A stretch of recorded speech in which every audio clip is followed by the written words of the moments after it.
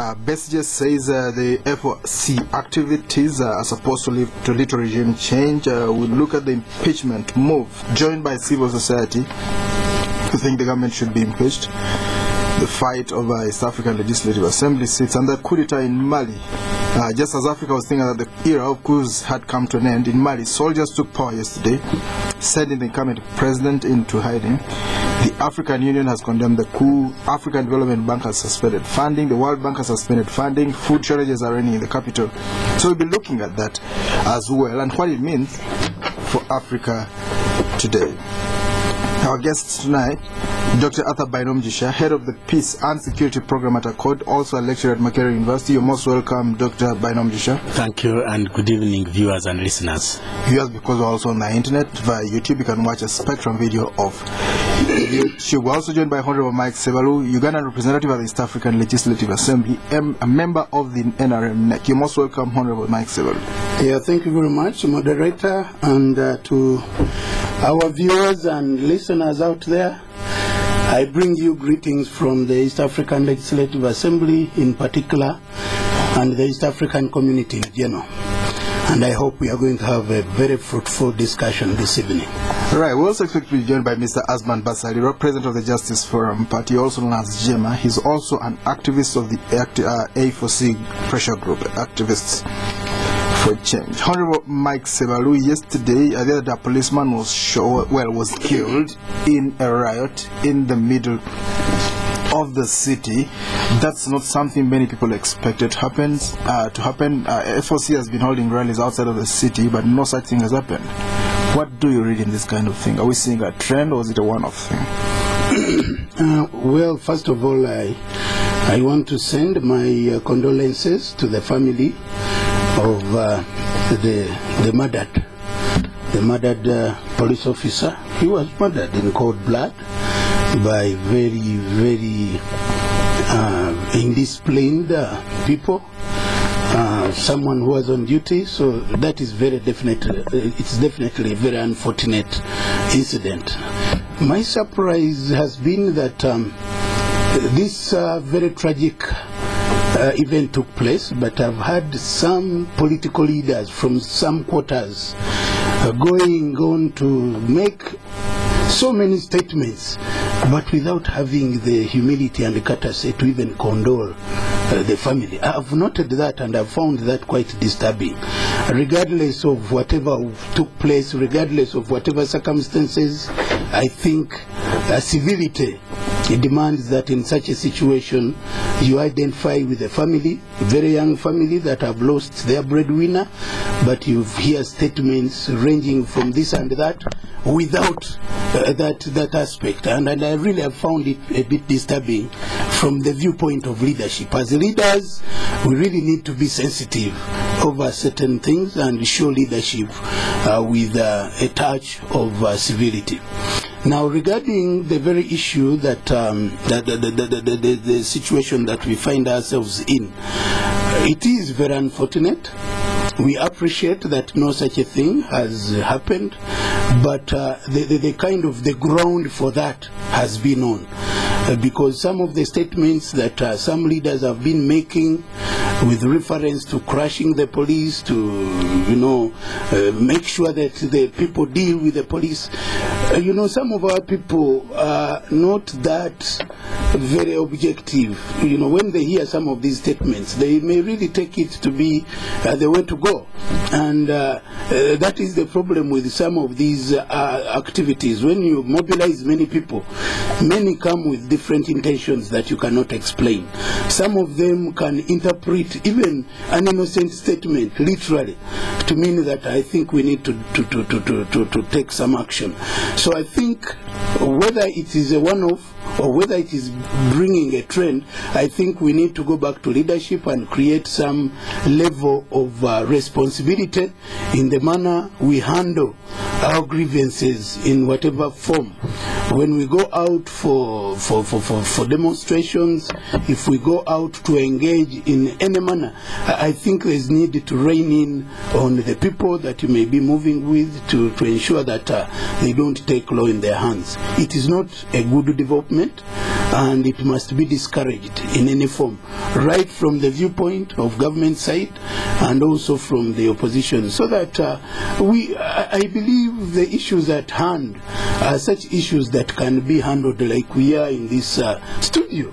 We can use some of these fora and avoid, some of these places are very crowded with the people who are redundant, and some of them, if some of them even are on drugs, in some of these places, in our part of the city. So you can never tell what they are bound to do in some of these instances. So I think we need to rethink the level of engagement, the manner of engagement, and the approach of engagement. The issues that could be handled in those demonstrations and in that manner could easily be handled in this studio with the people from different sides coming together and arguing out their case or arguing out their ideas. So I really want to condemn that action, and I want to wind up by condoling the family, and also to say that really whatever differences we have, we should never take it to a level of losing or making one lose their lives. Very briefly, what kind of dialogue are you talking about? What level do you want that kind of dialogue? What is it, a national dialogue? What would they be talking about? It could even be national dialogue. It could be sectoral dialogue. I mean, if there are issues, if they are to do with the Bank of Uganda, maybe the shilling or anything, you can get dialogue with the people who are managing the monetary policy. If it is fiscal, you can engage with the Minister of Finance. You could even involve the academia, like some of us did a similar thing. I'm a member of Rotary, and we felt that as Rotarians we needed to do something about maybe the state of the economy. So what we did as the Rotary Club of Bukoto, to which I belong, we caused a mega debate where we brought members of the academia who are very skilled in matters of economics and finance, and we got people from Bank of Uganda and finance. Indeed, it was a very good debate. It was very well attended, and there were quite a number of good issues that came out, so that we engaged, but from a point of civility. Well, listeners, this is Spectrum on Radio 1. We're reviewing the week tonight. We've just been joined by our third guest, Honorable Azman Basalirwa, President of the Justice Forum Party, also an activist for change activist. You're most welcome, Honorable Basalirwa. Thank you, and good evening, all our listeners. Dr. Arthur Bainomja, what do you read in these events of this week? Is it a trend? Is it a one-off? What does it mean? Thank you very much, Edmund. As a student of politics and peace in this country, I have studied about the politics of this country, and I've watched. I have also been privileged or unprivileged to participate in the peace processes that, of course, led to the relocation of the LRA. I used it to advise the government team and the LRA. I together with my colleagues, were instrumental in even bringing the LRA team here, so that the Ugandans can appreciate. It is very nasty. So what we see now, and we thought actually that our involvement in the peace process in northern Uganda and the whole experience of a torturous peace process, a torturous war, a very violent war that destroyed many lives, too much property, too much money, would teach this country a lesson, and that by involving in the peace negotiations would have learned a lesson.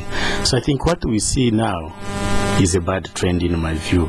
You think it's a trend? It's a very bad trend, looking at the political history of this country, which is characterized by political violence. It's a bad trend. And as an organization, ACORD, we run a 4-year project on strengthening government-opposition relations, because we came to a conclusion that underpinning the political woes that afflict this country is the failure of both the opposition and the government of the day to appreciate each other as legitimate players. So whoever has been in power in this country has worked hard to undo or even destroy each other. Of course, the results have always been disastrous.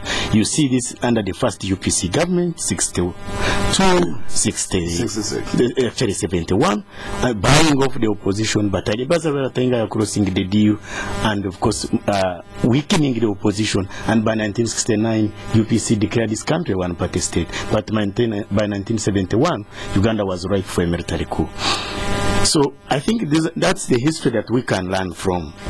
So I think what we see here is failure by the government and failure by the opposition to appreciate each other. And we are in a multi-party dispensation. Our constitutional framework provides for a multi-party form of system. The opposition has a right to articulate their agenda among the population, so that come 2016, maybe they win elections. The government has the same rights and all other political parties. So what we see here is actually failure for each of them to appreciate each other. And so, and of course, because of that kind of failure, the consequence is what we see, increased rallies that actually, because what you see here, the FOC and the government, these running battles is not what characterize a democracy at all. And of course, I think what Honorable Sebaru has talked about, it is imperative now for this country to come together and sit, both the opposition and the government and the civil society, academia and others, and chart out the course for this country. A national consensus, a national conference of some sort needs to be organized. But that also must be underpinned by looking at our legal and administrative kind of framework. The Constitution is the Constitution providing the kind of framework that actually manages and prevents conflicts in this country. Is it time that we should review our Constitution to provide for that space of high level of mature political position? Should we look at our electoral laws? Do they produce a winner that is acceptable to all? We need to look at these kinds of reforms. The police.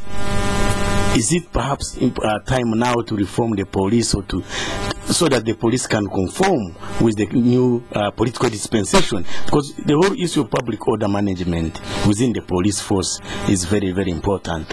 Is also the police a democratic police, or is it a kind of a regime-based police force? Because you see, the police must be reformed to acknowledge that actually the police is there to protect everyone in this country. So when the police force, when the military, when the other law enforcement agents are perceived as partisan, sometimes that can bring a problem. But let me conclude. Let him conclude. People should cooperate with the police. Let him conclude. Let me conclude. So I am saying, is it time now, perhaps, to look at also the nature of our police force, and therefore streamline it or focus it into the political dispensation in which we are? Because if things continue like this one, I think we are likely to see a lot of deaths from either side, and I think that is regrettable. At the same time, of course, the opposition. Of course, because of the time, what you're saying is that the dispensation right now indicates increased clashes, increased levels of clashes between the police. Confrontation. Yes, confrontation, and also this is symptomatic of the future. Even the police, the nature of the yes, this of course is showing us where we are going. I think the road is bumpy, but also I want to emphasize the police. Today, the Chambogo University went on strike. Yes. And the police were out there, and they were tear gassing even students in their halls of residences, in dormitories. And of course, I picked a phone call and called some of my friends I know in police. I didn't succeed, but why is the police just to respond? Is it panic? Is it because of lack of training? And in the process, so many what would they have done? First, I think the police needs to be trained even in conflict resolution. Because when they come out, for instance, in Chambogo, confrontation. It shouldn't, because Chambogo, the administration put out a circular that students are not going to do exams, those who haven't finished the school fees. Right. Now, should the police and the students went on strike, what should be the response? Do you come and tear gas, or you can even, they could have engaged the student? Before you hear from Honorable Azman, could you like to build that point that you were trying to raise about the police? What we need to appreciate is that the police needs the cooperation of the political players in order to help them protect them the way it is supposed to be. Now, like the idea of, say, agreeing on a route which people should take so that you avoid crowds. But you find that some of these organizers want to target crowded areas, and you find that there is no cooperation, even when the police tries to advise. But something that I want also to add, There are statements which were made by some political leaders to the effect, after elections, to the effect that they will do whatever they can to make Uganda ungovernable. That is a statement which you cannot take lightly. Guerrilla warfare. That is, someone may not choose to go into guerrilla warfare, but may choose to destabilize, to always create situations that bring instability within the city. And I think that statement ought to be at the back of our mind when we are discussing some of these issues. So you think it charges up the police force? It gives them a mindset of confrontation as well? Because because someone has already indicated we are going to make life difficult for you. Because when you talk of making the country ungovernable, definitely the institution that is mandated to deal with law and order becomes a target of that kind of threat. Asman Basara, what's your next plan, FOC? No, let me begin from the comments. Go on. Before I go to the next. Before you tell us what you're planning tomorrow and the other day. I will begin with my senior colleague, Honorable Secretary. Here. Yes. That people made comments that they would make the country ungovernable. If it is criminal, let the law take its course. If the comments that were made by those leaders is criminal, there is absolutely, those who made those comments are not above the law. So I think this idea of coming to make sweeping statements on air should be discouraged. If the comments were heard, and if he has the information, this one is a senior member of the NRM party. Let him provide that, because there is a law against inciting violence in our penal code. So let nobody create an impression that political leaders in this country are above the law. Number two, there was a question of dialogue, which I found on the table here. My brother Arthur has talked about it. My senior colleague has talked about it. This government is not committed to dialogue, and I'll tell you why. Recently, about 2 weeks ago, there has been a conference in Entebbe. In Entebbe, the National Consultative Forum, yes, established by the Political Parties Act. Yes. Now, one of the resolutions in that conference was for a country to have a national dialogue. The NRM came and opposed it, because according to them, there is no problem with the dialogue. So this is not, and the people who were there for and on behalf of the NRM, my friend Ofono Pondo and my sister Isha Kabana, we are vehemently opposed to this idea. So the dialogue my brother from the NRM is talking about is not a dialogue conceivable in their system. What will be the substance of that? Is it the economy? I think I want to qualify my statement which I made, because when people go out, there could be that dialogue at that level. Personally, I would not have any problem with it. But there are also the issues of the day-to-day, like cost of living and all these issues, which are a subject of the discussion by the rallies that we are witnessing. Some of those issues can be handled from a more intellectual level, like the kind of discussion. This is a dialogue. You don't have to call it national, but we are debating and people are listening out. They will call in. So there are other level of engagement than going and trying to bring all the people who may have very different problems across the city. All right. So there are levels of engagement before you go to that. Yes. So I have told you that this is not a government. So the dialogue would be on what? On politics, the economy, or what? Let me tell you, my brother. The problems afflicting this country now are political. And you cannot resolve them using the police or the military. The previous governments have tried, they failed. When there are political problems here, Obote tried with this, is it General Service Unit, Public Safety Unit, the NASA, and the rest, they failed. Because, for example, the other day a young girl fell from worker's house. That is a statement. Why? Look at every sector of Ugandans currently are engaged in demonstrations or strikes. At first it was us, the politicians. People were very quick to rubbish us that because we had lost an election, we were just bad losers. And that was the comment everywhere being recited like the Apostles' Creed. Okay. Now from there, everybody is on strike. The teachers, the doctors, the students, the lecturers, the business community. Now, what are you going to do with that?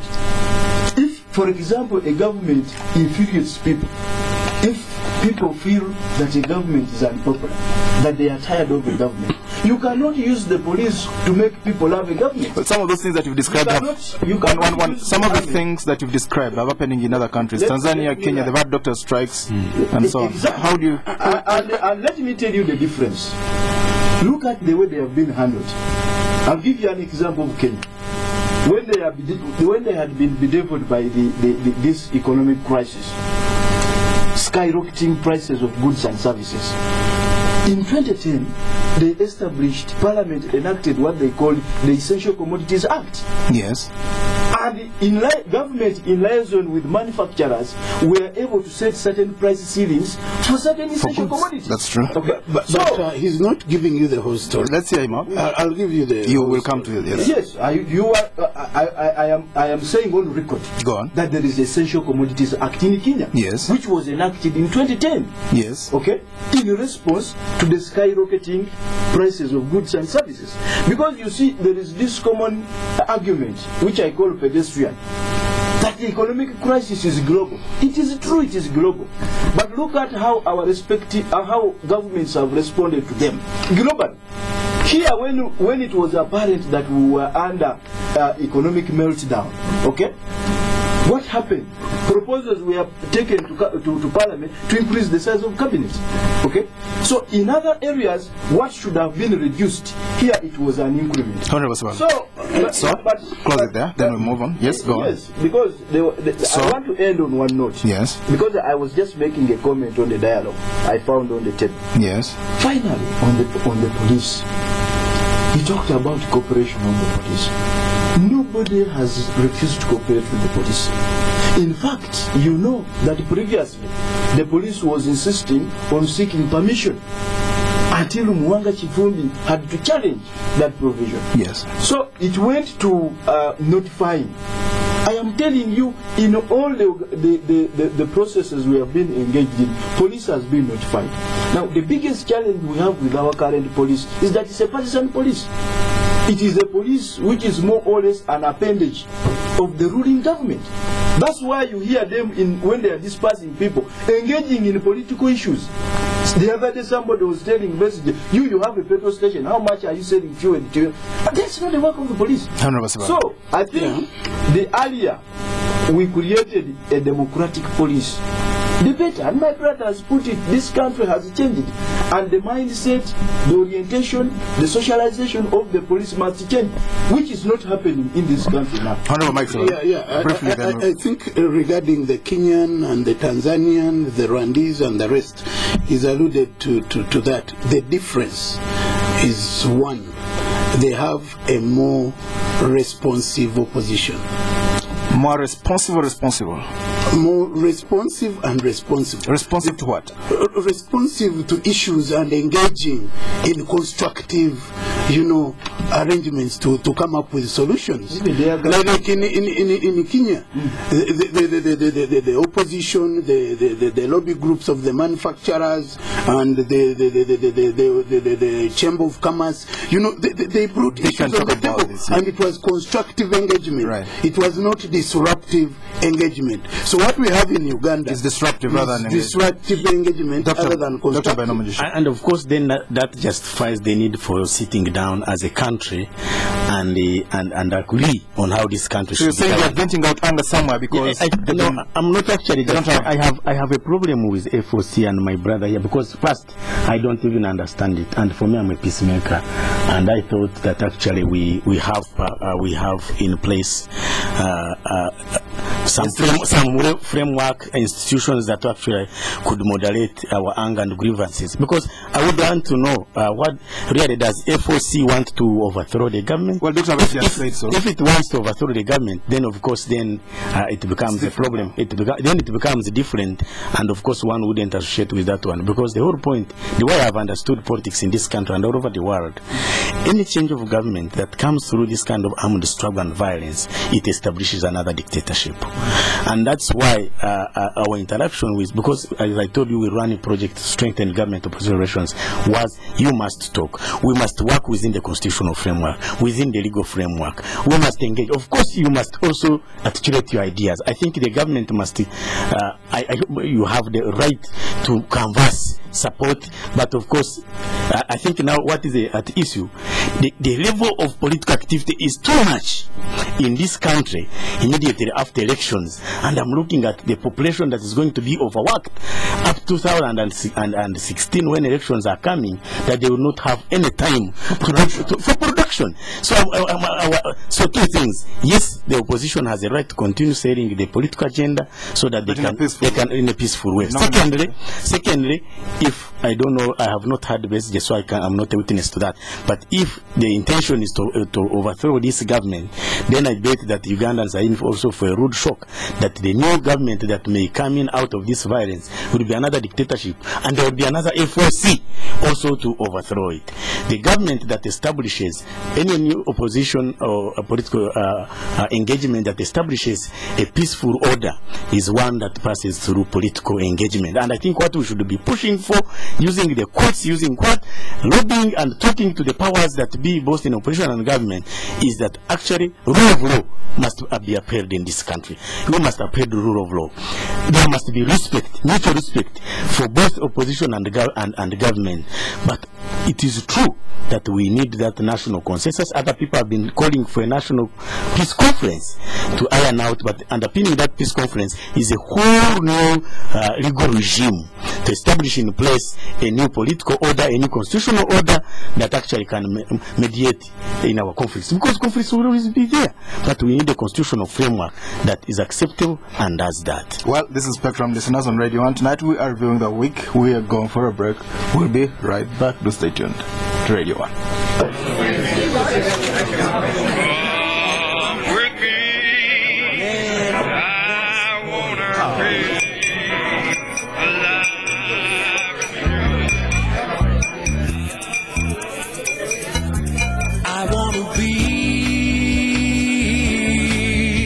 Alive and free.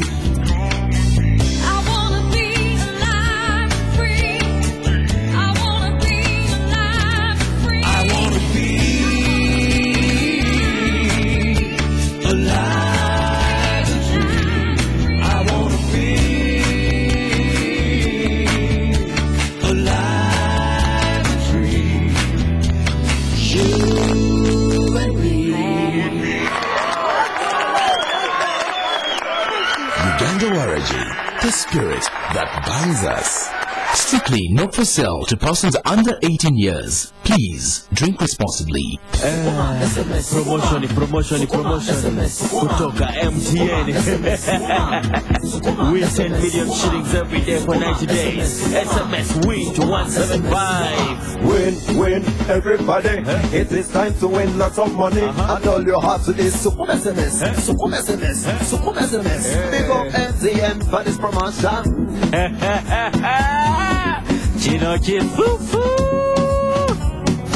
Win 10 million shillings every day for 90 days. Simply SMS WIN to 175 to play and win. MTN Sukuma SMS. Terms and conditions apply. MTN, everywhere you go.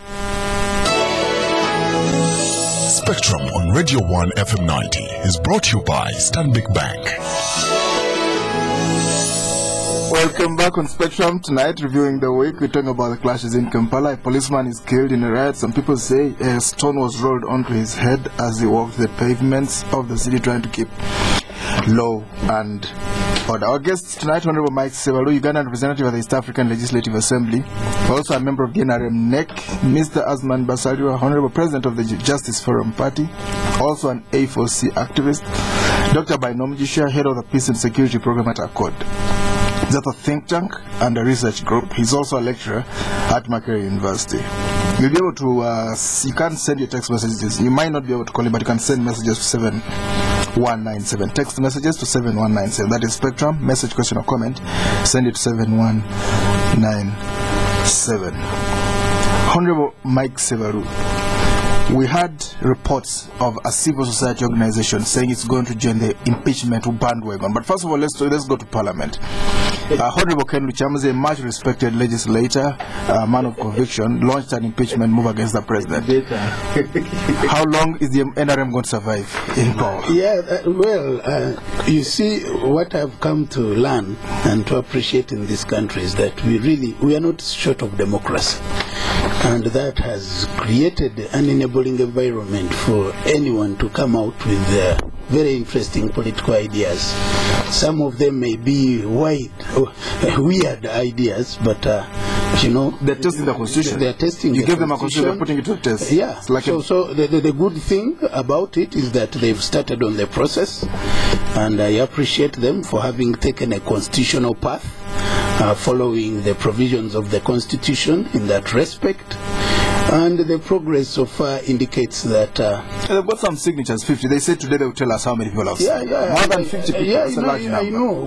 Whether 50, whichever number, I think it is within their democratic right to try it, but they should be honorable enough and respectable enough to know that they have tried something, it has not worked, and they should be able to come. We don't know. Maybe they've got 300 signatures. Whether they come, but at the end of the day, I just want them to be honorable enough to say, look, it just didn't work, because what grounds do they have in place? This is an elected president. Broken promises. This is an elected president. Popularly elected with the 68% mandate. Definitely those that are championing that cause never voted him. They could never have voted him. So for them to indicate that they have the capacity and numbers and mandate to impeach a popular president is a very interesting activity. But one thing, it reflects on the democracy that we have in this country. These people are calling press conferences and they are getting full houses. That's quite interesting. But the provisions are there, and we are yet to see the outcome of this process. But in my view, it is some political gymnastics that are being played around. Dr. Baino Majisha, Ken Luchamzi is the president of the Conservative Party. He's got a whole seat in Parliament, the one he sits in himself. He wants to overthrow the NRM. Yeah, thank you very much, Edmund. This is a very interesting time in our political development. First, of course, the truth is that, of course, the Luchamzi project will not, of course, succeed. And of course the NRM has the numbers. It has the majority in Parliament, 72, 73. That's a tall order. Nevertheless, the point that the Honorable Sebaro has made is very important. That for the first time in the history of this country, I think this move actually was being attempted in the 60s. This is Ocheng, Daudi Ocheng and others, of course, which also resulted into crisis, by the way. Of course, as we know now, some people even died. But as he rightly said, it will not succeed, but that notwithstanding, it is also important. The problem is actually the movers that the Luchamzi is a joke and considered it. What do you mean by that statement? Yeah, I mean, a member of Parliament. I mean, he's just told you that he's the president of a political party. He is a president of a prominent one. Yeah, but of course he is highly considered to. Even when he's serious, people may not know that actually is serious. But the point is made. Actually, if you have a serious thing, you don't bring him to be in the forefront. The problem, but some people will say it was planted by the NRM to make it look fun. Can I conclude? My conclusion is this: that unfortunately, of course, it's because of his character, but he always comes up with very good some of these. So he has tried the constitution, the impeachment. I think the indicators or the point is made that the future presidents may not outrightly contravene the constitution and get away with it. So for me, it is part of our constitutional involvement. Part of making that statement is also my. We need to be clear. What does it mean? It could be fertile imagination of someone's whatever. The point I'm making. Well, first I said that let's get the final it cannot, but it cannot get through based on the numbers of the NRM. But secondly, we must understand that the the point has been made that a president actually could be threatened by his impeachment. For me, it's an achievement in terms of democratic growth. It's just a reminder that the impeachment, such a provision in our constitution which can be applied in appropriate circumstances. But when you see the application this time around, the grounds are almost baseless. Broken promises. You promise people boreholes, you don't give them even one. Should impeach such a person. That is laughable. Well, for me, experience has taught me never to take things very lightly. In fact,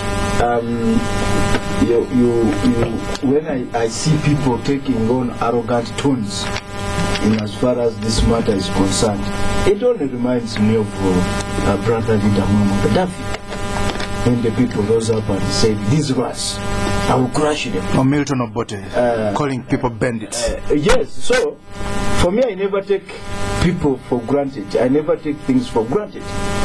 I'll not call this political melodrama. I'll not call it gymnastics. I'll not call it an uphill task. You'll treat it with the seriousness that it deserves. I know everything in this country is possible. My brother was in Libya. I have told you before. When you go to that country, the people would even fear the air around them. 1 in 10 men was a spy under Gaddafi. I'm telling you. 600,000 people. Spies. Paid by the government. Never. Out of 6 million. Never take people for granted. Especially in this era. This is a completely different era. This impeachment. In this era of the internet or what? Well, a lot of enlightenment, you know, a lot of global activism, a lot of independence in parliament, okay? People now are being more guided by their brains than their political parties, okay? So you never take things for granted. For me, I would rather that we focus the debate on the issues, okay? This idea of uphill task or not, will not, for me at the end of it all, it doesn't matter. Can you tell us the issues? Let us begin. They have told you. And in fact, broken promises. You tell people will give you boreholes. I'm telling you, for example, abuse of office. Okay? Abuse of office, for example.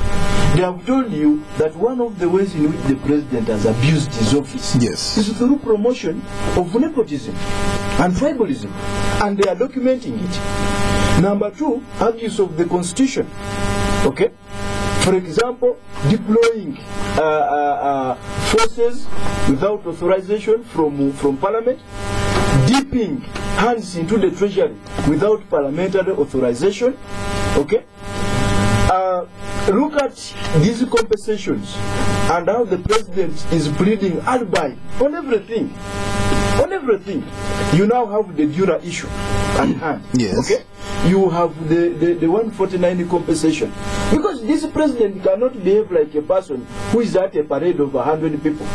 And when the leader of the parade is saying turn left, the 99 turn left, for him he turns right. And then he claims to be righteous. Dr. Banamisha, the civil society joining this group, does it mean anything? Does it add weight to it? Parliament seems to be a little bit weak, 50 signatures out of 300. I think civil society may have misfired in this case. But of course it also depends on Parliament. Comment about Parliament. Was it a good move for them to do that? The impeachment move, to bring it out? The Parliament? Well, you say it's good for the constitution and for the country, constitutionalism. It has been tried. Whether it succeeds or fails is another thing. Yes. Was it wise for them as the opposition? If you were there, would you tell them to do it, what they did? No, actually, if they have their grounds, really, test even when there are few numbers, even if actually the impeachment doesn't go through. It could kill the point that actually that, first of all, we are coming from a dictatorship. We are coming from a failed state to now a democracy. Testing some of the provisions of our constitution actually helps this country to achieve that democratic culture and growth. But civil society, in my view, first of all, as civil society, we are supposed to remain non-partisan. We are political but non-partisan. So for civil society to join in the impeachment of a president, then they actually now they give away their constituency, their space of engagement, because civil society is supposed to play a mediating role. is supposed to play a mediating role between the government and the opposition and other sectors. But now, when you take sides, then actually the space is closed. Now you cannot help that. So for me, as an organization representing ACORD here, we took a stand. We are a think tank, and we generate information, we generate ideas which government can consume, which the opposition can consume, which everybody can consume. We are able to do that if we remain non-partisan. In the middle. Well, listeners, this is Spectrum on Radio 1. Tonight we're reviewing the week as we usually do on Friday. You can send your text messages. You might not be able to call in. The number to send your message to is 7197. That is Spectrum. Message, question or comment, send it to 7197. Honorable Mike Sebalu, June 2012, the term for East African Legislative Assembly members expires. There's supposed to be an election, but there's a cloud around that. Can you elaborate that for us a little bit? Yeah, before I go to that, I just want to just put a rider on what he has said. Please do. Civil society is supposed to engage in good political work, generating ideas and all that. But when you tilt to politicking, then I think there is a problem, and I don't want to put it beyond that. Go on. Now, regarding the East African Legislative Assembly, definitely it is correct. You've raised it correctly. June 2012 marks the end of tenure of the second assembly of the East African Legislative Assembly, and by that time we ought to have put in place a third assembly, definitely to take over from the second assembly. And this is supposed to be undertaken in all the capitals by the national parliaments, and under rules of procedure that conform to Article 50 of the East African Community Treaty, which allows each country to elect 9 members, not from among members of parliament, but qualified to be members of parliament, to go and represent the country in the East African Legislative Assembly. At the moment, this is the activity that is preoccupying governments and parliaments within the region, because the arrangement would be good that these are put in place so that it allows smooth takeover. How are they normally chosen? They are not supposed to be MPs, they're outside of the parliament, but they're supposed to qualify. How do they do it? Yeah, they're outside of parliament. And what normally happens is that definitely parties are involved as political actors. They do sponsor candidates, because again you can be sponsored by your party. Where does the election take place? Bring it down to the ground for us. You see, what I want you to appreciate is that different countries have been using different... Let's look at Uganda, then we'll parallel it with the other countries. But the idea is that at the end of the day, the election is done by parliament. By parliament, because these are representatives of the country and the electoral college. Because so how do people get in there if they're not members? Asman might want to go. So that's what I was saying. Like in the previous time, you are nominated by your party.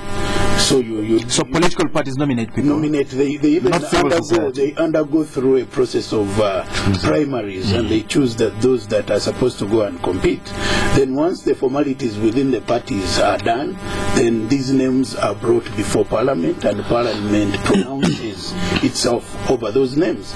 But in the Ugandan case, we have a unique situation where we have independents as people who are also interested. Then those can offer their candidature to the House. They can go to the Speaker. Yeah, through the Speaker. Send their CVs. Put their CVs and their requirements, and they are available to be voted on as members of the East African Legislature. Before we go, Dr.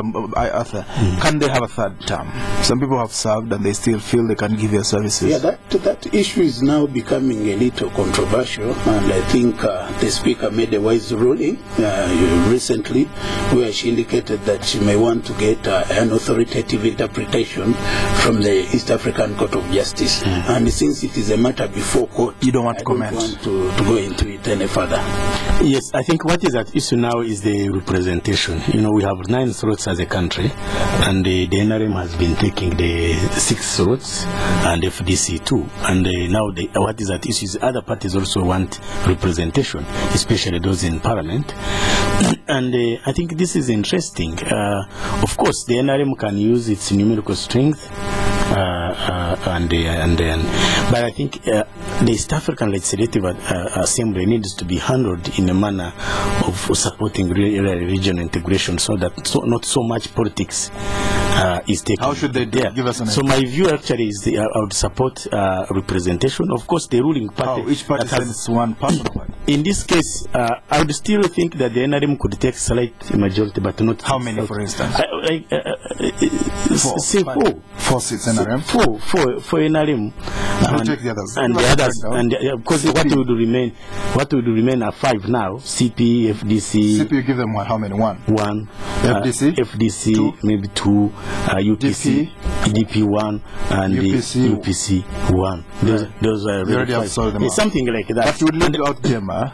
No, that can be revisited. CP, that can be revisited. But the point I'm making is that the East African legislative level, we need to go there with a lot of with maturity and less politicking, open mind to build this institution, because I think we are moving. The East Africanness needs to now start taking shape. And actually, you see, the sooner we integrate as countries, these small countries, the hatred here could be released into a bigger political community, and so that the hatred that close quarters is released. Countries like Rwanda and Burundi that have dual citizens, they call it dual pluralism, is dangerous. You have Hutu and Tutsi, is released in regional integration, but also you create those markets. So we need people to be less political when they go there, in order to achieve this dream of a bigger East African community where we can achieve economic and political prosperity. Honorable Azman Basalirwa, yes. What do you think is the best thing they should do? Should they have term limits, and how should they select these 9 names? One, first of all, I feel that the qualifications for East Africa should not really be pegged to qualifications for being an MP in a respective country. What should they do? My view is that the academic qualifications should be removed. Should be enhanced. Okay? Should be enhanced. 2 degrees. Because you are talking about... No, to what level? 2 degrees? Minimum masters. Go on. That is my view. Go on. Because for me, I am looking at people... You agree with that? I agree with that, and it ties in with my point that it should be a place of big brain. People who are going to enhance regional interests. Now, enhancing regional interests is not something for simplistic minds. It's not the kind of debate you want to see here.